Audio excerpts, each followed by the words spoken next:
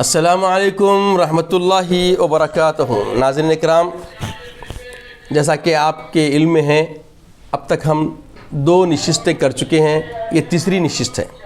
پہلی نشست میں ہم نے یہ جنگ کے صورتحال رمضان میں بنائے جا رہے ہیں، اور رمضان ہی میں امریکہ اور اسرائیل نے متعدد مرتبہ 6 ممالک کو کس طرح تباہ کیے ہیں، پہلی ہماری نشست میں آ گیا۔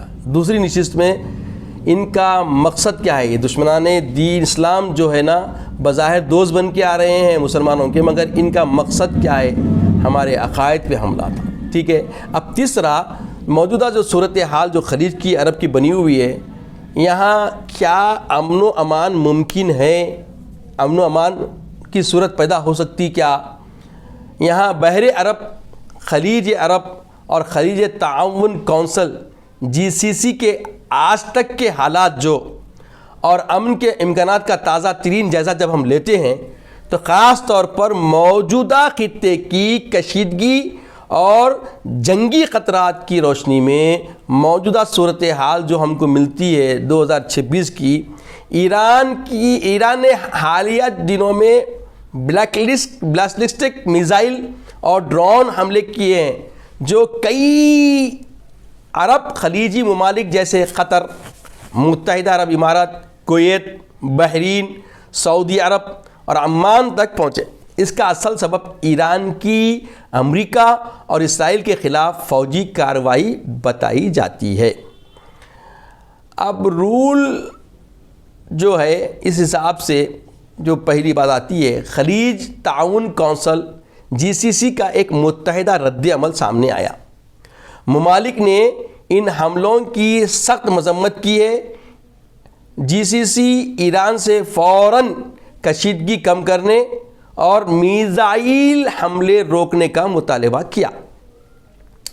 عرب لیگ نے بھی ایران کے خلاف ایک زبان بیان جاری کیا ہے اور GCC ممالک کے ساتھ مکمل یکجہتی ظاہر کی ہے۔ سفارتی کشیدگی میں اضافہ، متحدہ عرب امارات نے ایران میں اپنا سفیر واپس بلا لیا اور سفارت خانہ بند کرنے کا اعلان کیا، جو تعلقات میں بری کشیدگی کی علامت بتائی جاتی ہے۔ اب چوتھی جو چیز ہے، سفارتی حدود اور تجارتی متاثرات۔ متعدد خلیجی ممالک نے فضائی حدود بند کیے، جس سے سفری اور اقتصادی روابط متاثر ہوئے۔ امن کی صورتحال کا تجزیہ، گزشتہ امن کی کوشش، گزشتہ چند سالوں میں قطر نے مذاکرات اور ثالثی کے ذریعے متعدد تنازعات کو حل کرنے کی کوشش کی، اور اس پر پورے عالم اسلام کی نظر رہی، خاص طور پر غزہ اور دیگر عرب اسرائیل کشیدگی میں ثالثی کی کوشش کے لیے قطر جو ہے نا آگے رہا۔ خطے میں امن کے امکانات پر رکاوٹیں جو آ رہی ہے، اس کو سمجھنے کی ضرورت ہے۔ موجودہ جنگی کشیدگی جو اب سفارتی، فوجی اور معاشی سطح تک پھیل رہی ہے، امن کو بہت مشکل بناتی ہے۔ اس میں منفی پہلو نظر آتا ہے۔ ایران اور امریکہ اسرائیل کے درمیان براہ راست جھڑپیں خلیج کے ممالک کو بھی متاثر کر رہے ہیں، جس سے GCC ممالک متحد ہو رہے ہیں اور سخت رد عمل کا اظہار کر رہے ہیں۔ اب ایک سوال ہوتا ہے، کیا امن ممکن ہے؟ یہ جو ابھی میں آپ کے سامنے پورا ایک خاکہ کھینچا، جو ابتدائی کئی زمانے سے، کئی برسوں سے خطر کی کوشش، امن ثالثی بننا، یہ سب حالات دیکھنے کے بعد اب سوال ہوتا ہے، جو اس وقت جو ایران نے جو حملے کیے ہیں کویت پر، سعودی پر، قطر پر، عمان پر وغیرہ، جو بھی ممالک پہ اس نے کام کیا ہے، یہ جو جوابی کارروائی بول کے امریکہ اور اسرائیل کے خلاف اس نے کوشش کی ہے، ایسے حالات میں کیا امن ممکن ہے؟ تو اس کا مختصر جواب ممکن ہے، مگر نہایت ہی مشکل۔ مختصر جواب ممکن ہے، ابھی بھی مثبت پہلو ابھی بھی پایا جاتا ہے، پازیٹیوٹی ابھی بھی باقی ہے، نگیٹیوٹی بھی نہیں آئی، مگر پازیٹیوٹی میں یہ کام بہت مشکل ہے، بہت ہارڈلی ورک ہونا پڑے گا۔ امن کے امکانات موجود ہیں اس میں، لیکن اس کے لیے بہت بڑے سیاسی اور سفارتی قدم درکار ہیں۔ جنگ بندی، سب سے پہلے جنگ بندی اور فوری تشدد میں کمی۔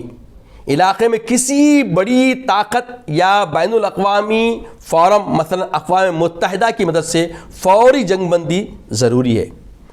ثالثی وہ مذاکرات سعودی عرب، قطر، کویت اور عمان جیسے ممالک نے ماضی میں ثالثی میں کردار ادا کیا تھا، جو امن کی راہ میں ایک اہم عنصر ہو سکتا ہے۔